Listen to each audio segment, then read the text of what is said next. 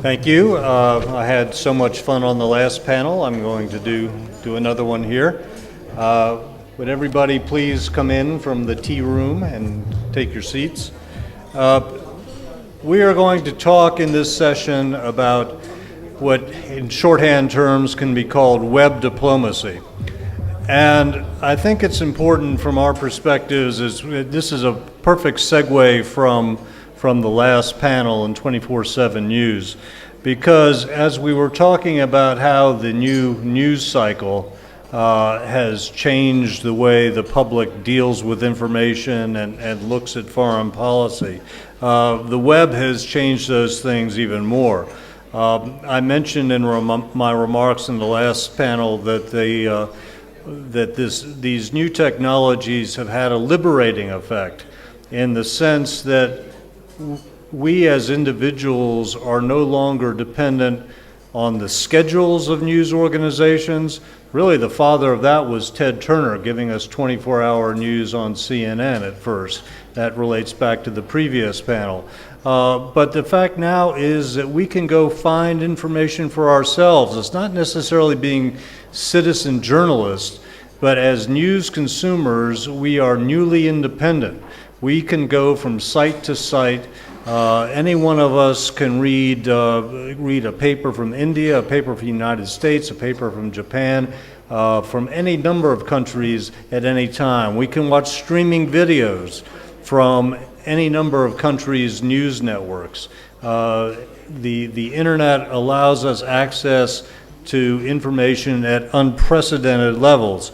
Now, from the public diplomat's standpoint, what does all that mean?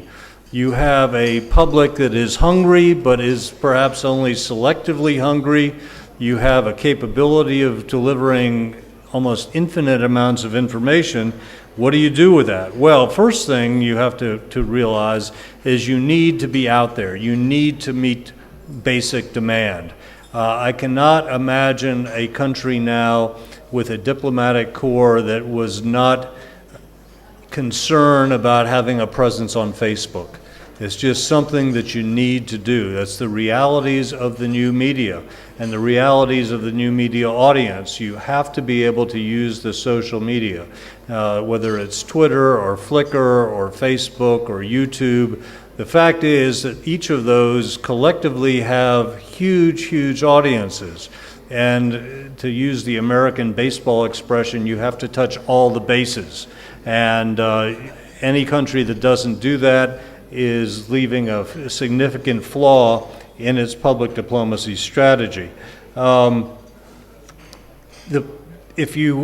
This also gives you power in your public diplomacy to reach people that would have been difficult, if not impossible, to reach in the past.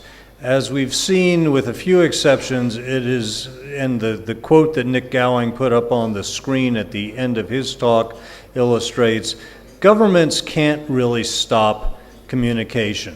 They can stop it temporarily, but to do so, unless they want to be a government like North Korea that ostracizes itself from the world community, information is going to get through. The technology works on the side of freedom and the ability to get information out there. You want to deliver messages from the Indian government into Pakistan, you can do so.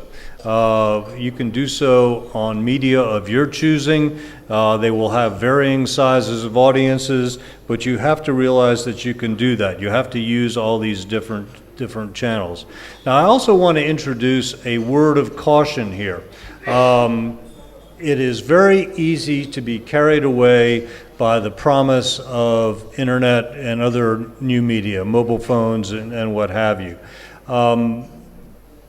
I was at a discussion in Washington about 2 weeks ago involving a group of young Foreign Service officers, one of whom had been in a country that had made heavy use of digital communication as part of their public diplomacy.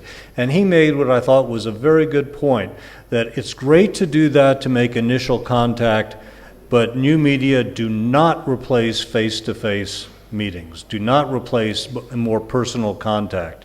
I had a discussion with another diplomat, a senior American diplomat, about the lack of having physical space, the old American Center concept, where films could be shown and things like that, and in a particular country. And this diplomat said, well, we've replaced that with virtual contact. I would argue you can't do that.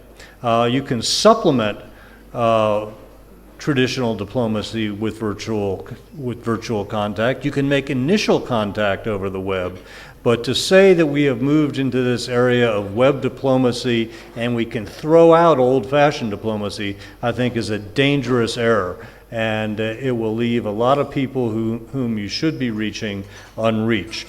So those are just a few thoughts. I know we all want to hear more from the panel than we do from me, so I'm going to get started. Our first speaker, I'm not sure if he's older than I am, and he should be called the grand old man of public diplomacy, but Eitan Gilboa and I have been friends for a long time.